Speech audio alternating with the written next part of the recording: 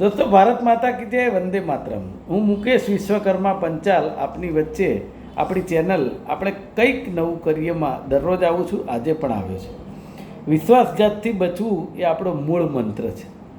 સમાચારની શરૂઆત કરીએ। સૌથી પહેલા સમાચાર ગુજરાતના મણિનગરમાં રિંગ રોડ સુધીના 1.5 કિલોમીટરના રોડ સ્ટ્રીટ લાઇનની કામગીરી જે અધૂરી છે એનાથી ત્યાંના રહીશો ત્રસ્ત છે, પણ અમદાવાદ મ્યુનિસિપલ કોર્પોરેશન કુંભકર્ણની નિંદ્રામાં ઊંઘે છે। રામોલ હાથીજણ વોર્ડમાં રોડ ઉપર જે સ્ટ્રીટ લાઇટો નહીં લગાવવાથી કેટલાય એક્સિડન્ટ થયા છે, કેટલાયની જાનહાનિ થઈ છે, પરંતુ કોર્પોરેશન આપ સમજી શકો છો। બીજી વાત એવી છે, ખાનપુરમાં ગુજરાતનો સૌથી મોટો સમાજ જેને કહેવાય ઠાકોર સમાજ, એ ઠાકોર સમાજના ઠાકોરવાસનું બોર્ડ જર્જરિત થઈ અને પડી ગયું અને એ વૃક્ષ ટ્રીમિંગમાં બોર્ડ તૂટી ગયું છે કે જે પેલા વૃક્ષ કાપવા જાય ને એની અંદર, તો એ જ વ્યક્તિ ફરિયાદ કરી શકે, એ જ બીજે દાડે નાખી દે બોર્ડ, એવું થઈ શકે ને, પણ એ બોર્ડ એમનું એમ છે જે આપણે જોઈ રહ્યા છીએ। એટલે કહેવાનો મતલબ, કોર્પોરેશનને જો પ્રોપર્ટી ટેક્સ બાકી હોય તો તમને પેનલ્ટી પણ કરી શકે, પણ આપણે કોઈને કરી શકીએ નહીં। 5 વર્ષે મત આપવાનો વારો આવે ત્યારે આપણે રામ મંદિર અને હિન્દુત્વના મુદ્દે મત આપીએ છીએ। જો આ બધું યાદ રાખીએ તો આપણે આ લોકોને મત આપી શકીએ નહીં। સમજવાની જરૂર છે, સમજે એના માટે જ આ વાત છે। બીજી વાત છે, વડોદરા જિલ્લામાં દારૂ ઘુસાડવાનું ટ્રાન્ઝિટ પોઈન્ટ બન્યું।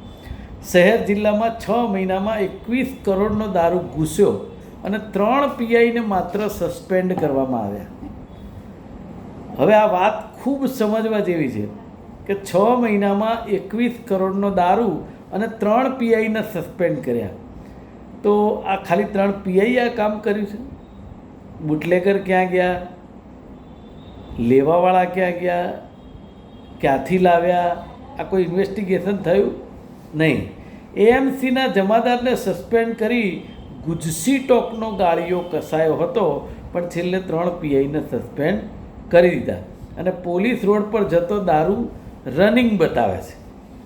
કયા રાજ્યમાંથી કયા રસ્તે આવે છે, એટલે એમનું કહેવું એવું છે કે હરિયાણા રાજસ્થાનથી આવતો દારૂ દાહોદ તેમજ ચાકલિયા પોલીસ પોસ્ટ દ્વારા ગોધરા થઈ વડોદરા દારૂ ગોલ્ડન ચોકડી પહોંચે છે અને મધ્યપ્રદેશથી દારૂ પિન્ટોલ ચેકપોસ્ટથી દાહોદ ગોધરા થઈ વડોદરા પહોંચે છે। ગોવા મહારાષ્ટ્રથી આવતો દારૂ વલસાડ અને સુરત થઈ વડોદરા પહોંચે છે। એટલે તમારી ચેકપોસ્ટો શું કરે છે? ચેકપોસ્ટો ઉપર કામ કરતા અધિકારીઓ શું કરે છે? શું બંડલ લઈને ઘર ભેગા કરે છે કે પછી બંડલ સચિવાલય સુધી પહોંચે છે? આ મારું કહેવું નથી, ભારતીય જનતા પાર્ટીના સાંસદ મનસુખભાઈ વસાવાનું કહેવું છે, અમારે સચિવાલય સુધી પૈસા આપવા પડે છે। તમે સમજો, આપણે તો કહેતા જ નથી પોલીસ પૈસા લે, પણ એમના ને એમના સાંસદ કહે છે। ત્રીજો મુદ્દો છે, મહુવામાં 4 મહિના પહેલાં જ નકલી દારૂની ફેક્ટરી પકડાઈ હતી। એ દારૂકાંડના આરોપી છૂટી ગયા અને કોન્સ્ટેબલને તપાસ સોંપાઈ હતી। કેટલી સારી વાત કહેવાય। ભાવનગર જિલ્લામાં ડીસીપી હોય, ડીવાયએસપી હોય, પીઆઈ હોય, છતાંય તપાસ કોને? કોન્સ્ટેબલને। કારણ કે કંઈક કરવું હોય તો કોન્સ્ટેબલને સસ્પેન્ડ કરી દે એટલે આપણે બધાએ બચી જઈએ। માત્ર ને માત્ર રૂપિયા લેવા સિવાયનું કામ આ સરકાર કરતી નથી અને આપણે લોકો શું કરીએ છીએ? 2 વસ્તુ કરીએ છીએ, એક મત પણ આપીએ છીએ ને ટેક્સ પણ આપીએ છીએ, ત્રીજું ભોગવીએ છીએ, એ આપણું બોનસ છે। મુખ્ય આરોપીને આગોતરા જામીન પણ મળી ગયા। જો એ જે મહુવામાં કામગીરી પોલીસની અને જે તે વિભાગની સારી થઈ હોત ને, તો હું માનું છું ભાવનગર કે આ જે બનાવ બન્યો ને જેમાં 10 જણા મોતને ભેટ્યા, એ ના થયું હોત। કારણ કે આ જે 10 જણા મોતને ભેટ્યા એ પછી આખા રાજ્યમાં ડ્રાઈવ ચાલુ થઈ ગઈ અને બધે દારૂ પકડાયો એવું આપણે રોજ વાંચીએ છીએ। તો એનો મતલબ બનતો તો, મળતો તો, પૈસા લેવાતા હતા, બધું થતું હતું આ ભારતીય જનતા પાર્ટીની 30 વર્ષથી ચાલતી સરકારમાં। પણ જો હું એવું માનું છું કે મહુવામાં જે નકલી દારૂની ફેક્ટરી પકડાઈ અને એમાં જો કાર્યવાહી આજે થઈ એવી થઈ હોત તો હું માનું છું ચોક્કસ આ બનાવ ન બનત, 10 જણના પરિવાર રોળાઈ ન જાત. પણ આ જવાબદારી માનવ સર્જિત હોનાર જ છે, સરકાર સર્જિત હોનાર જ છે, એવો મારો ચોખ્ખો આક્ષેપ છે. બીજી વાત છે કે બીપીની શંકાસ્પદ દવાઓ, બીપી એટલે બ્લડ પ્રેશર, લખનૌથી અમદાવાદમાં ઘુસાડાઈ અને 30 ફાર્મા કંપનીમાં તપાસ, 1250 ટેબ્લેટ જપ્ત. આ વાત એટલે કરું છું કે એક તો આપણે ફૂડ નકલી મળે છે, તો આપણે સૌ જોઈએ છે. પાણીમાં કોઈ ભલીવાર નથી, એ પણ આપણે જોઈએ છે.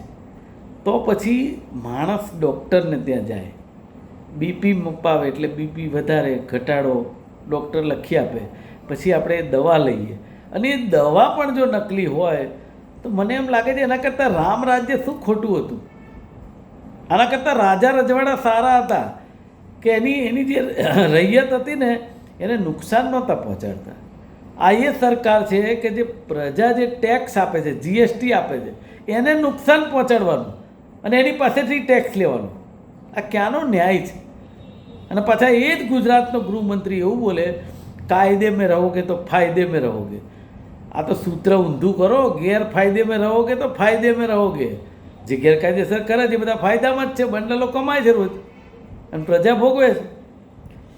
છેલ્લી વાત, ફાર્મા ટેક્સટાઇલ કંપનીઓ દ્વારા ખુલ્લામાં પ્રદૂષિત પાણીનો નિકાલ કરાય છે. ભેટવાડા સહિતના ગામોમાં અસર થઈ છે. ધોળકાના ગામોમાં પ્રદૂષિત પાણીથી 100થી વધુને કેન્સર સહિતની બીમારીઓ થઈ છે અને બાળકો ચામડીનો રોગનો ભોગ બન્યા છે. મારું એવું કહેવું છે કે ઘણીવાર કોઈ બનાવ બને ને એનો તમાશો જોઈ શકાય. ઘણા લોકોને આદત હોય, તમે જુઓ છો ઘણા એક્સિડન્ટ થતા હોય રોડ ઉપર, બીજો ટ્રાફિક જતો હોય ને, એ કોઈ મદદ કરવા ઊભા રહેવાની પછી વાત હોય, પણ એનો મોબાઈલ કાઢીને વિડીયો ઉતારશે, પહેલાં તો જોશે કોણ છે. એ રીતે આ સરકાર અત્યારે તમાશો જોવે છે. આ ધોળકામાં 100 જણને કેન્સરની બીમારી થઈ, એ એમને ખબર નથી કે ચામડીના રોગનો ભોગ બન્યા બાળકો, એમાં કંઈ લેવા દેવા નથી. તો શું તમાશો જોવે છે આ સરકાર? સાહેબ, આ ના થવું જોઈએ. અને એક બાજુ આપણા લોકલાડીલા પ્રધાનમંત્રી ઝીરો ટોલરન્સની વાત કરે, આરોગ્યની વાત કરે, પણ ક્યાં આ વાત? અને બીજી બાજુ આપણા મુખ્યમંત્રી એટલે મૃદુ મક્કમ, પણ આમાં ક્યાં મક્કમતા? અને ગૃહમંત્રી કે કાયદે મેં રહોગે તો ફાયદે મેં રહો. આની વચ્ચે પીસાય છે કોણ? તમે ને હું. તો વિચારવું કોણે પડે? તમારે ને મારે. બાકી આપણે હિન્દુત્વને હિન્દુ મુસલમાનના નામે મત ચૂંટણી વખતે આપીએ છીએ ને, એ સરાસર વિચારવા જેવી વસ્તુ છે. બાકી તમે ને હું પીસાતા રહીશું. આજે બસ આટલું જ. આપનો ખૂબ ખૂબ આભાર.